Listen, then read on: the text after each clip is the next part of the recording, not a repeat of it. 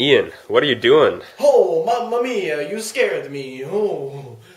What are you painting there? Sorry, I was just getting into my history because you see, on this day in 1512, the Sistine Chapel opened up to the public. Oh, I see. So what was the Sistine Chapel all about? Oh, the Sistine Chapel was a chapel in the Vatican City, and this chapel was very infamous throughout the town, and so the Pope at that time asked a painter named Michelangelo Buonarroti to paint something on the ceiling of it. Michelangelo is a very famous painter and was famous for his many ceiling frescoes. This one, painted from 1508 to 1512, was called The Creation of Adam and is one of the most famous paintings in the world. Michelangelo Buonarroti died in 1564 at the surprising age of 88 years old. Wow, that's really old. Hello everybody, and welcome to This Day in History. I'm Ian Russell. And I'm Michael Gleason, your Doctor of Broadcasting. Today we'll be teaching you a little bit about the weekend of November 1st.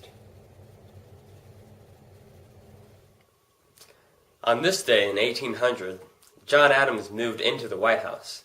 Now you may be wondering, where did he stay before that? Well, he stayed in a hotel in Washington, D.C. while the workers were finishing up the White House. Now you may be wondering, what were they finishing up?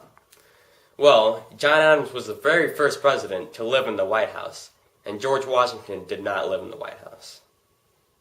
And now we'll take it back over to Ian Russell. Thanks, Michael. On November 3rd, 1948, a newspaper was printed saying, "Dewey defeats Truman," on the top. Now, this at the time didn't seem so wrong, but we would later find out that Harry S. Truman actually defeated Dewey in the presidential election. This newspaper was posted by the Chicago Tribune, who was in a race to post the first newspapers after the presidential election. Now, they had reporters that were saying that Dewey was most likely going to defeat Truman, and therefore they printed these papers in order to get the most sales.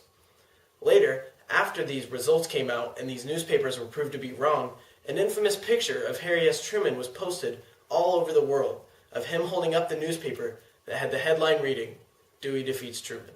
Thanks.